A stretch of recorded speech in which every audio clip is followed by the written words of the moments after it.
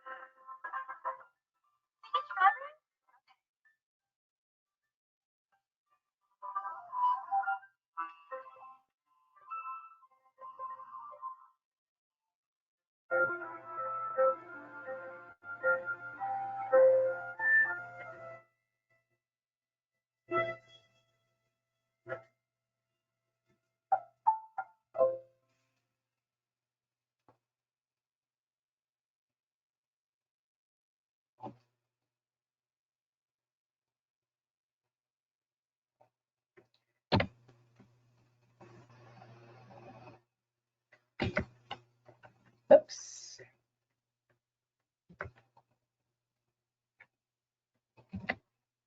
Let me get back to the presentation here. That's all right, Brenna, we'll wait.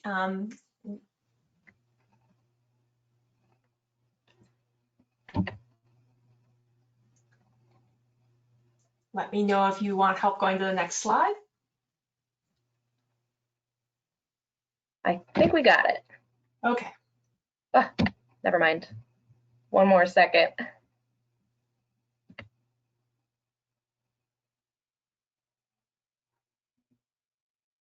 All right.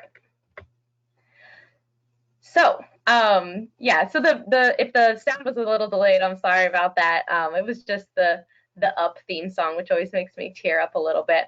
But as you can see, there's a lot that goes into the production of something as simple as a strawberry, getting it into your grocery store.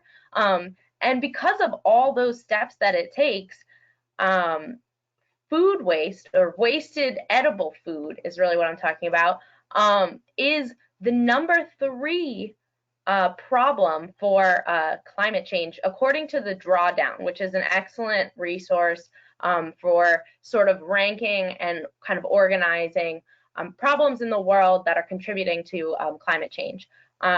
So they list this, reducing food waste, as the number 3 opportunity out of their 100 opportunities to reduce greenhouse gases and mitigate climate change.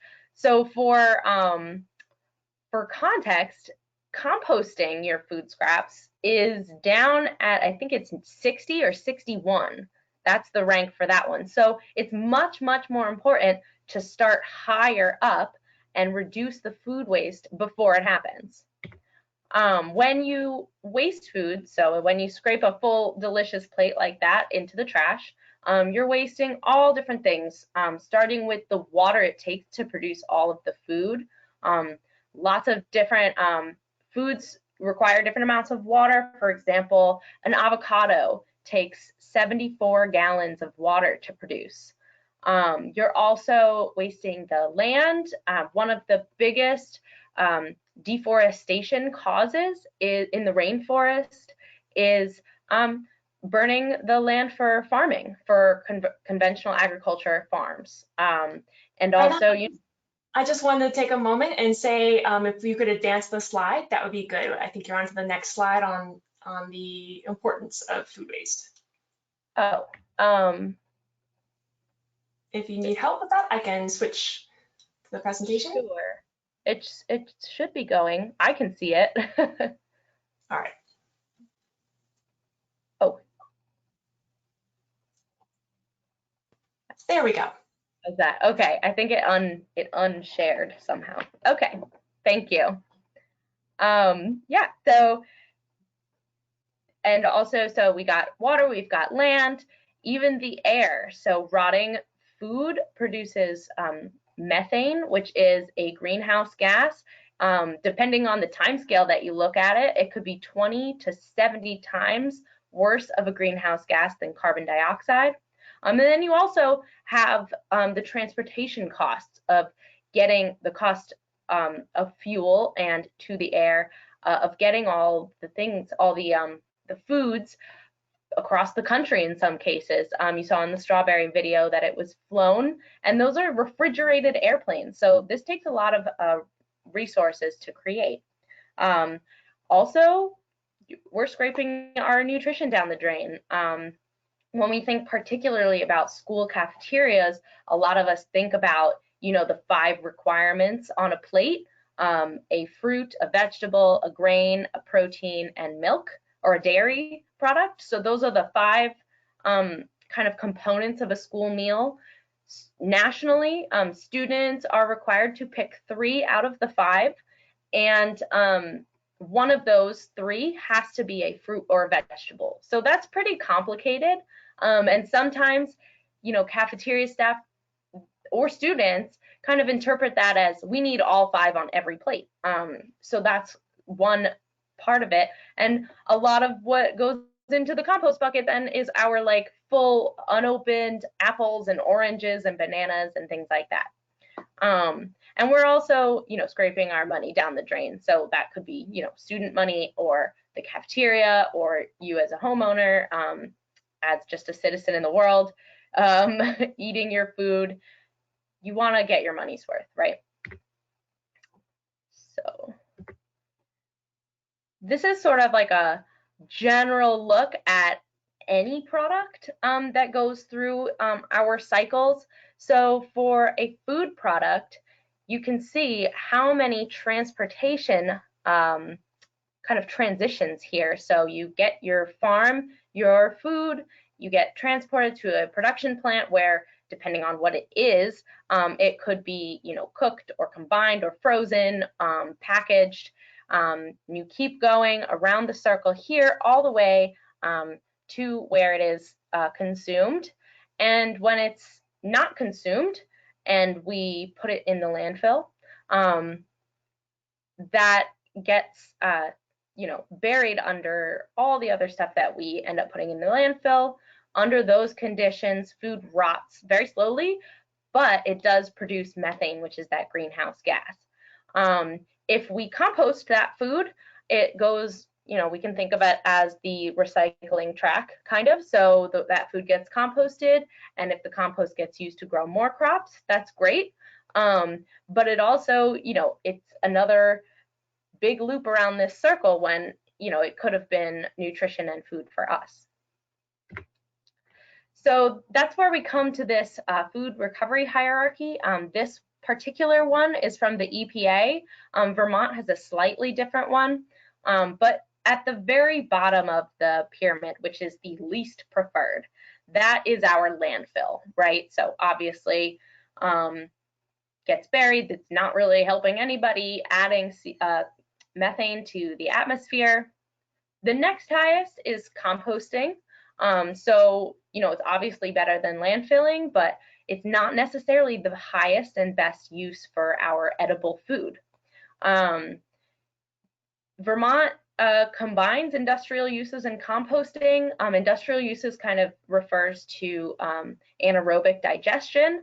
So it takes what happens in the landfill, but it sort of does it in a compartment where you can capture the methane and use that methane as sort of a renewable heat source for homes. The next highest is to feed animals. So I know in Vermont, lots of folks have chickens, lots of folks have pigs. There's, some, health department regulations about those things, but one popular way that compost farms compost the food scraps is actually feed it to chickens first. The next highest is to feed hungry people. So this is really complicated and sometimes it's really simple, but donating your extra food to food banks or soup kitchens, or letting students take it home with them over the weekend. There's, I don't know if anyone's heard of the backpack program, where, certain packaged foods go home with students at the end of the day. But the highest and best use of food, any food scraps, is to reduce it. We don't want to have a surplus of food. We want to dial back, the production of food so that there is very little left over for these least preferred uses. So in schools, if any of you work in schools or are in schools at all, I think most of us have a sense that students tend to waste a lot of food. It's, I used to be in schools all the time, and, we'd be doing all this good stuff with composting, and schools would realize, wow, there's like so much good food that's just going right into this compost bucket, which is kind of sad. So the first step to kind of figuring this all out is to actually measure your food. So one way to do this, and I guess I'll stop here for a second, just to kind of pass along this caveat, which I know that we are in a global pandemic and things may not, work out the way that we want them to. Some of these suggestions are going to be things that have worked for us in the past, things that we did in the previous years. They might not work this year, but it's good to sort of think about these things and kind of take it with a grain of salt, and figure out how you can do this maybe this year, maybe next year, or going forward. And I do see that I had a question, so I'll answer that before I keep going. Heather, do you want to? Yes, we have had a couple of questions come in. First, there was a question about wondering what the source was for listing food waste as number 3 in landfills. Do you have that? Or is it... Yep, it's the drawdown.org. So here, I'll type it in.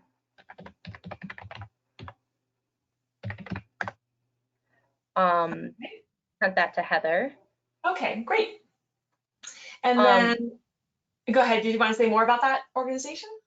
Yeah, and they actually did some updates. So I think, yeah, if you go to that website, you'll find a lot of really cool stuff.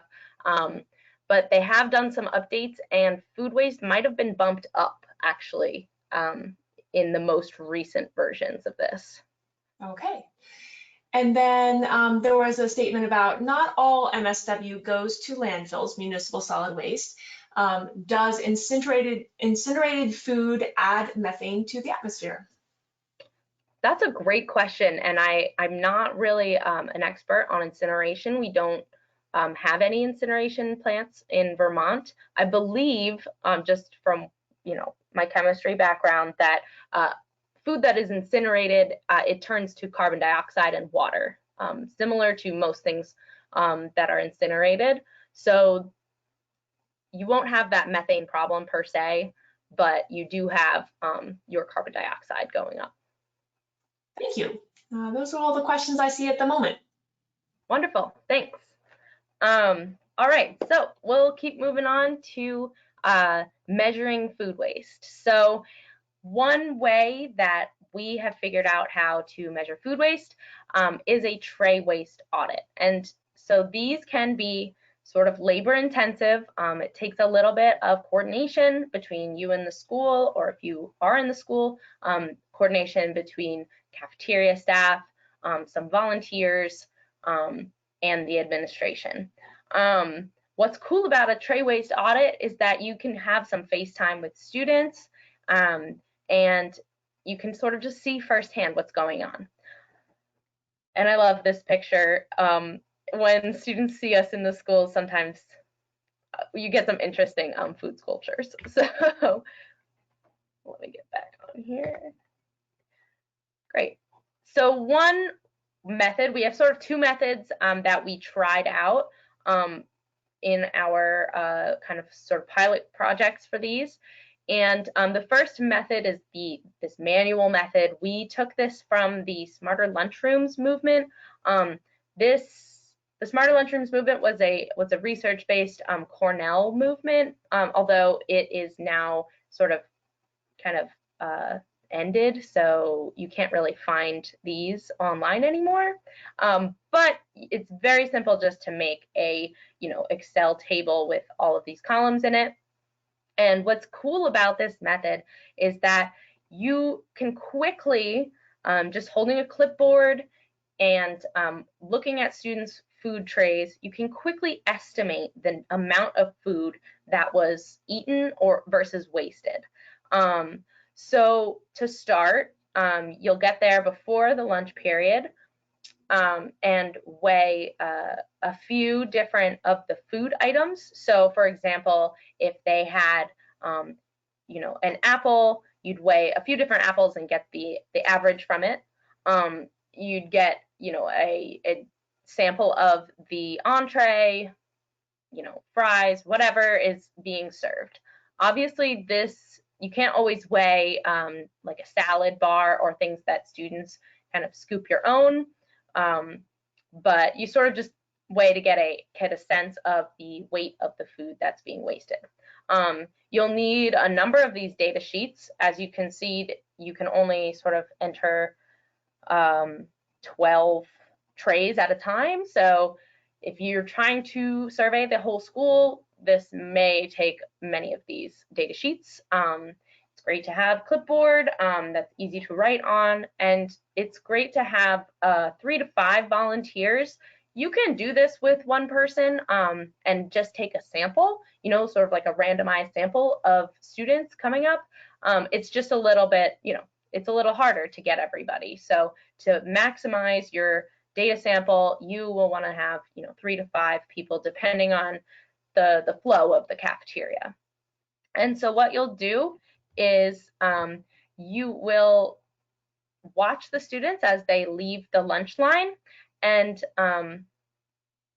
when they come back to the sorting station, when they're all done with their food, you'll kind of rate what's on their trays. So I'm going to go to the next slide just to show you a little kind of example of what it will look like. So the top picture here is kind of a tray that just came off the lunch line, and the bottom picture here is a tray that has been eaten.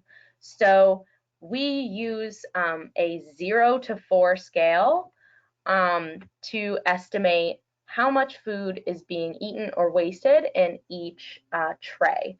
So we use the 0 to 4 scale because it all works out really magically at the end using the data with just a tiny bit of easy math, which I'll show you in just a little bit. So 0 means that they ate it all. And 1, they have a quarter left. 2 means they ate half of it. 3 means maybe they took between a bite and just like a little bit, 3/4 of what they had is left. And 4 means they didn't even touch it. So if we're looking, for example, at these two pictures, we can see, the potato looks like this student ate most of the insides. I'd give that maybe like a 1 or 2. They ate all their peppers, which is great. I'd give that a 0. You can even see here that they didn't even touch their pairs. I think those are pairs. They're lined up in the exact same way. So that would give a 4. And of course the cookie would be a 0. That's clearly been eaten. So this is the manual method. And it takes a little bit more thinking on your feet. It's a little harder on the volunteers because you don't necessarily know what they started with. So sometimes you'll have to ask and get that feedback from students. So it's a little bit more difficult for volunteers. The digital method is something that we just sort of came up with because we were thinking about, well, we don't know what they started with. We don't know, the younger students can't always, express exactly what they've eaten. And if they come up with an empty tray, they might not be able to tell you what they had for lunch that day. So we came up with this method, which was taking pictures. And of course, all of our pictures do not show anyone's faces. That we don't have to avoid. We can avoid any tricky situations like that. So as the students are leaving the lunch line, they get a tag with a number, and then we take a picture of their full tray. And then when they come up to the sorting station, we take a picture of their final tray and then take their tag back. So this method is kind of easier, kind of harder. It's kind of a trade-off. So it's easier in the moment because you can take more data this way. It's very quick. You just snap a photo, snap a photo. The ID tags, those are pretty easy to just hand out, but you have to, generate these ID tags ahead of time. The other thing that can't get captured with the digital method is your milk. So unless you have cups of milk, like for a bulk milk dispenser, but if you have cartons of milk, you can't really see from a picture how much milk is left over. So the way we get around this is to have buckets for milk. So students will pour off their milk in the buckets. And we don't have those specific data points for each student, but we can get an average. Knowing how many milks were sold that day, we can take an average of the amount that was wasted. So this is a little bit kind of trickier on the back end because after the day is over, you'll have to go through, pair all of these photos, and then fill out this evaluation sheet again. So we sort of stuck with the digital method most of the time because we felt it was more accurate. And sometimes we only had 2 volunteers at a time. But it would be okay to use the manual method too. You might just have to take some of your data with a grain of salt, especially for the younger audiences that might not be able to kind of articulate what they had for lunch that day. So next step, once you have your pictures paired and you have all of your spreadsheets filled out, you can add all of your items into an Excel spreadsheet. And so as you can see here, there's zeros for the items that students ate all of, there's a few 1s, 3s, 4s, and that will just go on and on and on. So at this school, we had, even around 200 observations here, which is a lot. So that can be a lot. And then you can kind of use these numbers to find out the percent of these foods that students selected. So for example, the chicken nuggets, that was the entree of the day. Using Excel, you can count here the number of entries. So if the student didn't take that item, you'd leave it blank. So 95% of students on this particular day selected chicken nuggets for their entree. And then this is what's cool about the 0 to 4 system. Using Excel, you can take the average of all of the data entry points in in a row here, so for each food item, and you can multiply it by 4, and you automatically get the percent wasted, because 1 will be 25%. I'm sorry, you multiply it by 25, not 4.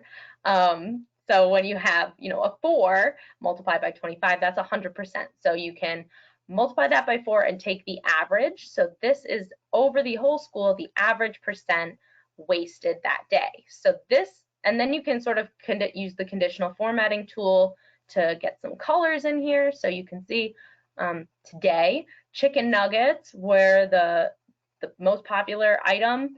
Not only were they chosen by most of the students, they were wasted very little of them. So students really will eat their chicken nuggets. I don't know if we really needed a survey to help us figure this out. That one's pretty much a no-brainer for me, but this kind of hits that home. And then as you go down, you can sort of pick out these less popular items. So 25% of students selected lettuce to put on their trays, but 40%, almost 40% of that lettuce was thrown in the compost bin. So using this data, you can sort of start to go into your source reduction. So before we get into that, are there any other questions? I'm not seeing any questions come in at the moment, but I saw the wasted pineapple. Who would waste their pineapple? I love pineapple. I know. I'll let you know if questions come in, but none so far. Okay, great. And I can answer them at the end too if anyone thinks of something. Great. Okay. So now that you have your initial data, you might want to use that to target some changes. And there's, lots of different things you can do, and I'll share some case studies on some of the different things you can do. But one of the most simple things is eliminating items that are frequently wasted. Maybe the lettuce is in a spot where students feel like they need to take it, they take it, and very few of them actually eat it all. Things like that. So you can share this data with cafeteria managers, whoever is creating the menus for the day, and that's one simple way. But what you'll have to do is you have to kind of assemble your team. So find some of your champions that are passionate about food waste. This could be a group of students, could be a green team, could be administrators that are really interested in this, could be your cafeteria managers, maintenance workers, passionate teachers, or it could be just your solid waste manager who's working on this. But you'll definitely need to get input from your administrators and from the cafeteria staff at a minimum. You can create reports with your data and show them what you found in your tray waste audits. And using those data, you can identify some strategies. You might have to identify some funding. I know for our schools, we offer a small grant, but there's several other national grants out there. For example, one strategy for reducing milk waste is to get a bulk milk dispenser. So not only does that tend to reduce milk waste, but it also reduces, carton waste, which is just a win-win. So there's lots of national milk cooler programs, and even the state of Vermont has a milk cooler grant as well. So kind of getting creative with your funding here, or you can fundraise. The school can fundraise for some of these items. Some of these items don't take any money at all and will actually save you money just to start. One really important lesson is to make sure you appoint specific people to specific tasks. So if we know what needs to get done, even if everyone knows what needs to get done, nobody knows who's going to do it, it won't get done. So making sure that everyone stays accountable somehow. And the last is to advertise with your students and your staff what the changes are going to be. This kind of helps a few different ways. So if one of your changes is to install a share table for uneaten food or untouched food, caveat again, I know this might not be a popular item for post COVID-19. If things ever sort of return more to normal, these might gain popularity again. But food share tables are if a student takes a full milk and they don't even open it or anything, they can stick it back in the food share fridge for any student to take. So advertising those in several different ways is going to not only boost your participation rate for in this example, the food share table, but it will also sort of bring awareness to the issue in general. Another thing that we want is for students to start to think about what kind of food they're throwing in the trash or the compost bin, and think about how they can make different choices to prevent that.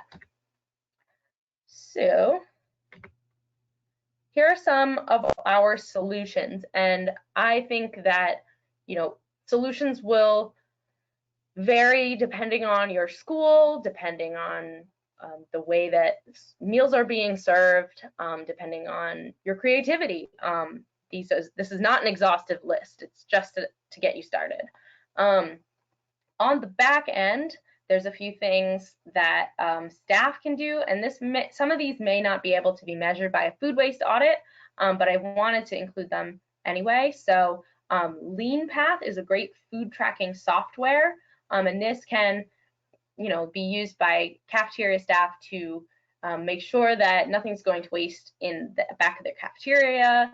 They can enter totals for things that weights of compost at the end of the day and all of that. Another interesting thing that cafeterias can do is to get really creative with your food leftovers. So I know in Vermont we have certain guidelines around leftovers. If the specific tray has not been served, then it can be, put back in the fridge and served again, or it can be donated. So, or you can get creative and, take taco day into tortilla soup. This picture from, this is Union Elementary in Montpelier.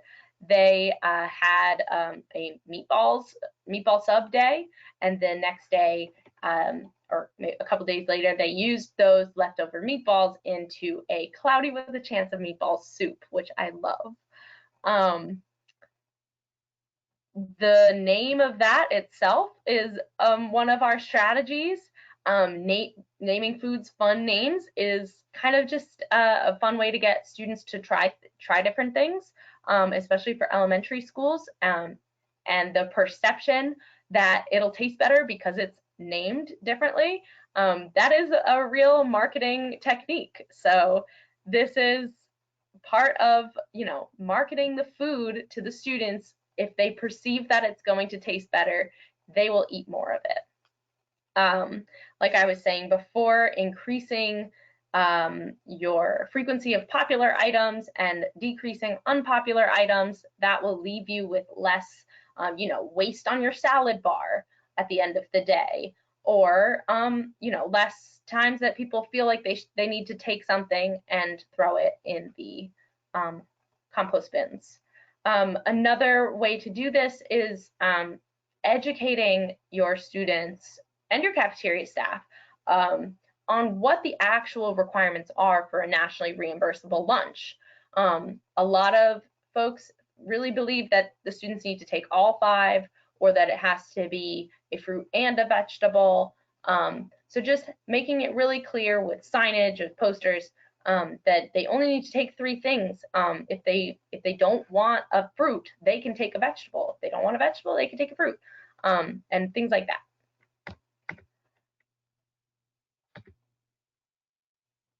A huge way to reduce food waste is to make sure that students are hungry for lunch. This can be really tricky. Like, I understand schedules are set because they have to be set that way.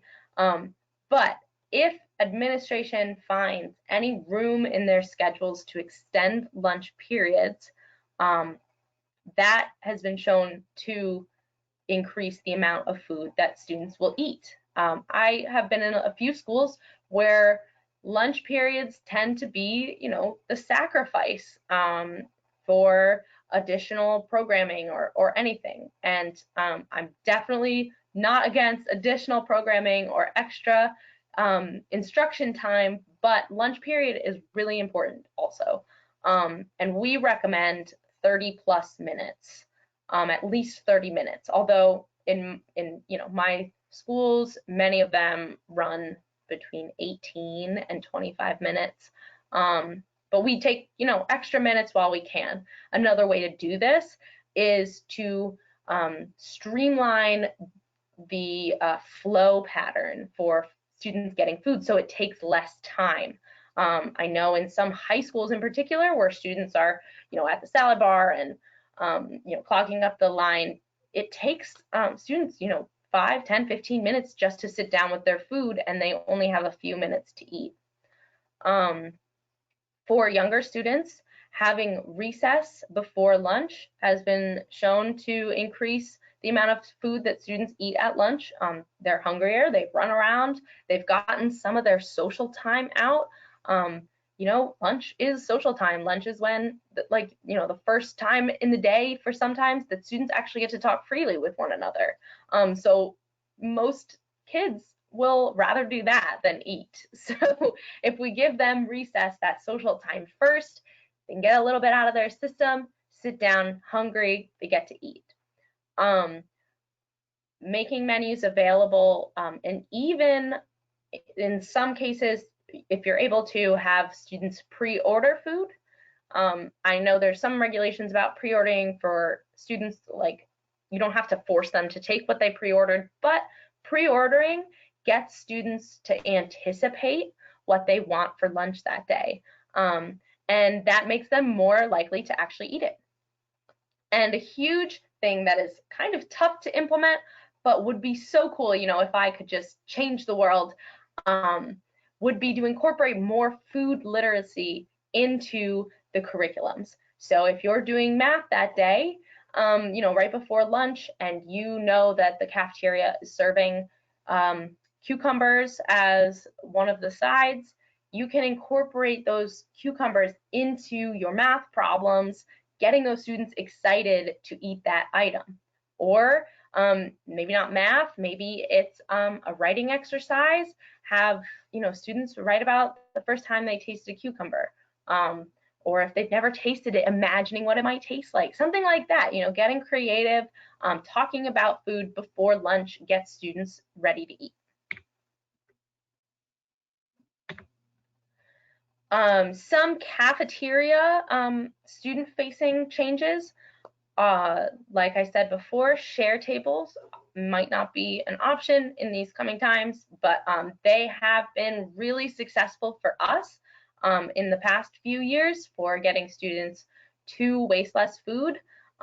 If students take a full apple or a full orange, banana, that can go back on the share table if they don't want to eat it. Another kind of fun thing is a flavor station, which lets students customize their food. So I know many young kids will eat all the vegetables if they could just dip them in ranch dressing, and adults too. So things like that, and having some cool local flavor, maybe hot sauces for older kids, other different interesting spice mixtures would be really fun to have, and students will be able to customize their food a little bit more. Having students get input on menus, maybe they, if a class wins some kind of challenge, they get to choose what's for lunch on Friday. Things like that, that gets them invested in what they're eating for lunch. Sorting stations, when they're improved, when they're not looking like, just a couple of dusty trash bins that are stinking over in the corner, that can help students sort better, but also it's just a little nicer to look at. When your atmosphere looks nice, you tend to eat more. And another one that I already talked about was bulk milk. Cold bulk milk tends to be fresher. You can get them more locally than you can necessarily for cartoned milk, fewer preservatives, and you get that added bonus of preventing carton waste, which if we're all here, we're probably interested in as well. And the last step here is to measure your results again. So we won't know how effective any of these changes are if we don't do another tray audit and measure how it went. So the best practices is to do it the same way you did it in the beginning of the year. This is not the time to change up your strategy for measuring, because you don't want to mess with the data. You want to measure it on, days that there's nothing special going on. It's just very similar to your first set of data. One thing that you probably will see is that regardless, you might see a decrease in food waste over the school year. If you measure food waste in September and measure it in June, I all but guarantee you'll see a decrease even if you do nothing. So your results, you can take that into consideration. If you think about, the students are literally growing over the school year. They also are growing in maturity. They also know they're used to the school cafeteria and kind of optimizing their time with lunch periods and all of that. So you will see a reduction regardless, but this is how you can compare year to year. So maybe you do this as an annual event and change, which strategies you choose to implement each year, adding on as necessary. So you want to make sure that you stay in communication with your school staff and keep this conversation open to all who want to be involved, all who have concerns, and all who want to see the data. So I have a couple of short case studies. Some of these, were for share tables, which I understand may not be able to be implemented in the near future. But so Union Elementary, this was it's in Montpelier, Vermont. This was the elementary school that had the cloudy with a chance of meatballs. They did a few different strategies here. They had a sort of informal share table where the students would just give back the food that they didn't eat to the cafeteria staff. It was kind of like backdoor. But once we installed this beautiful sign, the share table here, behind this wall is where the cash register is. So the person taking the orders can actually look around the corner and monitor it and make sure that nothing goes in there that doesn't belong. And that caused a 477% increase in the participation of the share table, which is pretty incredible as it is. Another cool thing that they did was they passed out resealable bags for some of the younger students. So this was like K through 2 for them to store their leftovers. And this was only, days that leftovers were storable. They didn't necessarily pass out Ziploc baggies for the cloudy with a chance of meatball soup. But if students want to store the rest of their peanut butter and jelly for later or to take home, that was an option. And they also had an upgraded flavor station where they added a few new spices, a few new sauces for students to customize their food. And so all of that caused a 17% decrease in food waste over the school year and a 47.7% decrease in milk waste. And so that, I think, is really attributable to the share table. When students don't feel like drinking milk, they can just put it on the table. Another share table success that we had was at Berrytown Middle Elementary School. And in addition to the share table success, we had the 7th graders do a whole unit on food waste reduction, and they helped us to advertise the share table. They got some input, and they felt more empowered and involved in their school communities and lunch. And the one more is a Montpelier High School.